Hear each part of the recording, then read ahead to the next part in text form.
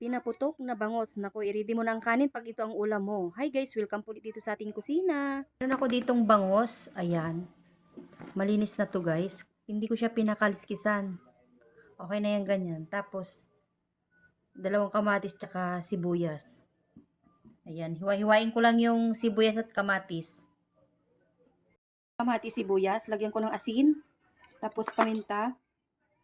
Ayan. Tapos konting magic sarap para lumasa. Haluin natin. Ito ipapalaman natin sa tiyan ng bangus. Ito namang bangus, lagyan natin ng asin. Pati sa loob para magkalasa din. Naku, kung tamad ka mag-ihaw sa labas, ganito gawin mo. Masarap. Ayan. Okay na to guys. Ilalagay ko na yung yung hiniwa-hiwa natin, yung tinimplahan natin na kamatis at saka sibuyas. So yun guys, ilalagay na natin yung bangus. Ay, yung bangus. Yung sibuyas at saka kamatis.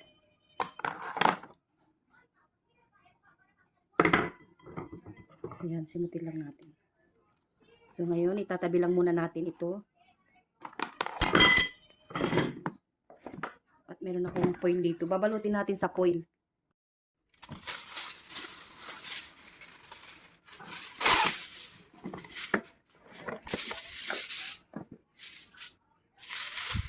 Ayan. Tapos ilalagay na natin yung bangus.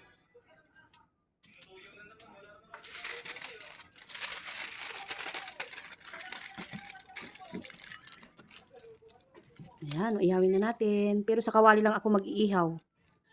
Meron akong bread pan dito guys. Ayan, painitin ko muna. Pag mainit na guys, maglalagay ako ng konting mantika para hindi dumikit. Ayan. Use oil lang yung gamit ko. Tapos ilalagay na natin.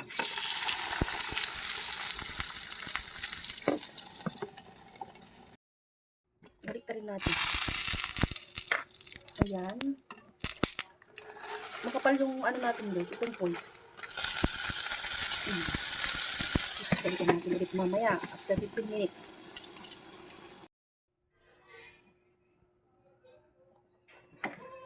Okay na to guys. Oh.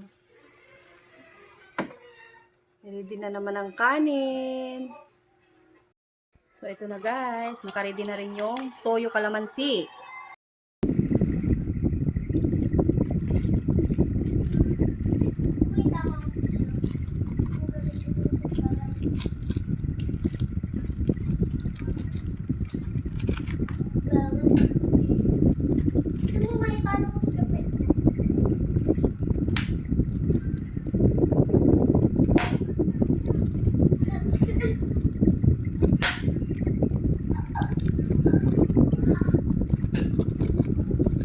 Ito na, kain na tayo guys. I-ready na naman ang kanin. At syempre may masarap tayong atsara.